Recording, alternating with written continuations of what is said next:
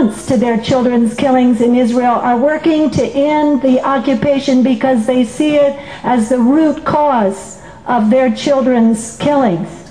So absolutely, let's remember them all. But let's not try, in bringing that to the attention of people, then to suggest that somehow there's balance in this situation, because there is not. You already asked the question, if nobody else has. No, I understand you do, but maybe somebody who hasn't asked a question would like to. Yes, the woman right in front of you. Hi. How has Israel violated international law? Oh, dear. Well, yeah, the question was, how has Israel violated international law? That's a long lecture, and I'd be happy to come to this campus and give it, by the way. Great long briefs have been written on that. Many United Nations resolutions, although unenforced, have spoken to that. What people may not be aware of is that under international law, there is the international law that applies to what an occupying nation can and cannot do, an occupying force can and cannot do in the nation it occupies. We're violating all of those laws, by the way, right now in Iraq as an occupying nation.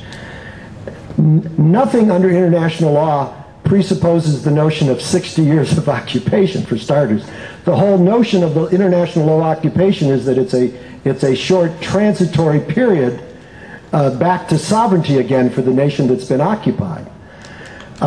What you must do in terms of providing for the people in the nation, by way of food, by way of water, by way of education, by way of hospitals, by way of all the things that Israel has spent too much time bulldozing and destroying and bombing, as opposed to building and providing, are violations of international law, just of the law of occupation. And then we could go into the laws of war, into the laws of the Geneva Accords. You could get into all sorts of things.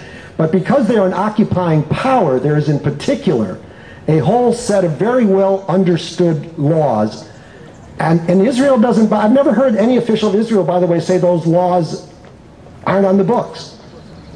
They simply say they can't enforce them because. But I'd be happy to come back to the campus. That's a kind of a technical, and give or have someone else come back from the Lawyers Guild and give a talk on the law of occupation. It might be irrelevant because not only what's going on in Palestine, but because of what's going on today in Iraq, where our own government is violating those laws of occupation.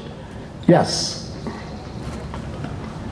Someone else? I'm sorry, I can't see. Yes. So one of the recurring themes, or one of the recurring counterclaims to your claims, are that Gaza is under Arab control. As a matter of fact, I have a pamphlet that's being passed around as you speak that says the problems in Gaza are not Israel's to blame, but the Arab government that are the Palestinian Authority. How do you respond to that? Well, it's a bit like saying that the reason things aren't going smoothly in Iraq today has nothing to do with the United States government simply having destroyed the infrastructure, simply having destroyed the country. And the reason that things aren't going well in Iraq today is because Iraqis don't know how to run their own affairs. I mean, if you withhold money, if you have checkpoints, if you can't get to work, if you can't sustain an economy, if you build walls through somebody's farms and gardens and fruit fields, if, to then turn around, as I said, that's kind of that fight fair argument. In other words, first we'll take Hamas and we'll tie their hands behind their back. We'll be lucky if they have a building to go to from which to govern. Remember Arafat's last days? Governing while the bombs were falling? I mean, and then say, the reason why things aren't going smoothly in Gaza is not the fault of the occupying force, it's the fault of those that we've made it impossible to govern. I mean, it just stands logic on its head. Other questions, comments? Yes? I have a question for Rachel Corrie. Yeah? Okay, if you care so much about the lives of Israelis who are victims of suicide bombings, how come you won't let Israel have this wall? The reason why the wall is built is to protect Israel from suicide bombers. So the question is, how can Israel protect itself if you're not going to allow it to go there? Okay, I think the question was, why don't we want Israel to have the wall? either in the West Bank or in Gaza to protect themselves from suicide bombings. And I think it shows some lack of knowledge of where the wall is, for instance, in the West Bank. That wall is not at what we call the green line, the armistice line between Israel and Palestine is well within Palestine, so that when I go there and look at that wall, I see where it's cutting off, for instance, at Belaine. We were at Belaine about a month ago, and that wall cuts the town of Belaine and its farmers off from 60% of their farmland. So it's one of those cases of moving in an occupying country's population onto somebody else's soil, and that's illegal, as Jim points out, under international law. Also, when you talk about that, we were just in Israel and talking to some people who, this person is Palestinian Israeli, so he's a citizen of Israel, but of Palestinian descent. He's never been the 10 miles to see his relatives that live in Jenin, but his grandparents go all the time. Now, because of their papers, it's easier and quicker for them to go around the wall and skirt the checkpoints and get into Jenin, but they have perfectly good Israeli papers, so they can come back through the checkpoints.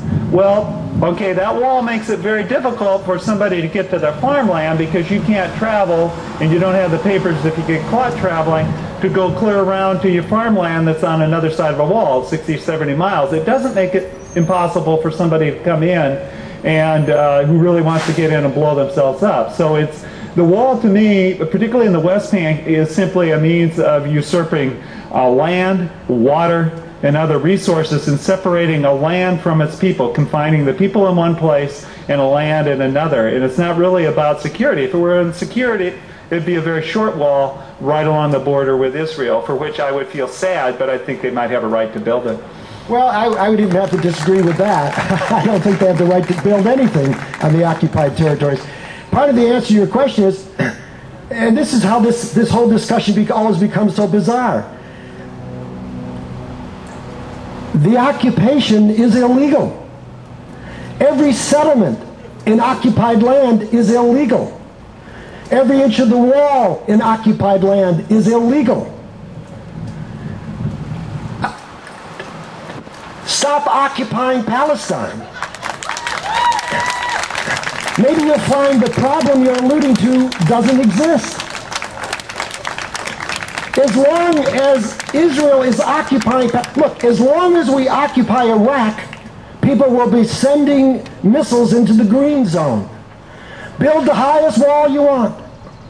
Make it as thick as you want. It won't help you.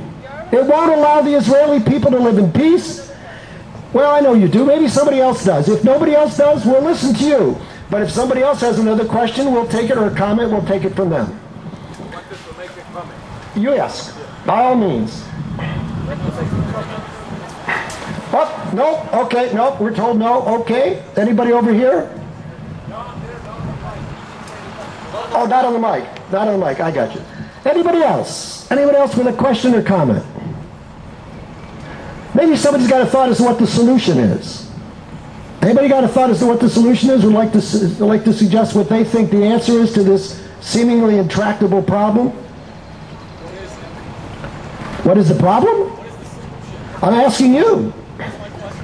Oh, well, as I say, I think it's ultimately for the Palestinian people to figure out. It does seem to me that one state, both people living in one state and thrashing that out and all that means is the only viable solution. But that's why I'm more interested in what you might think the solutions are. Yes?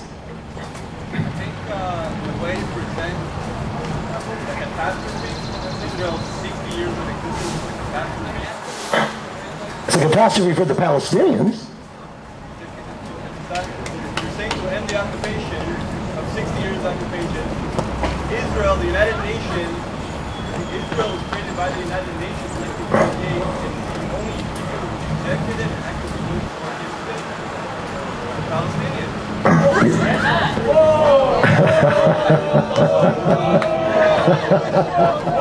Palestine was never a country, it was a territory that was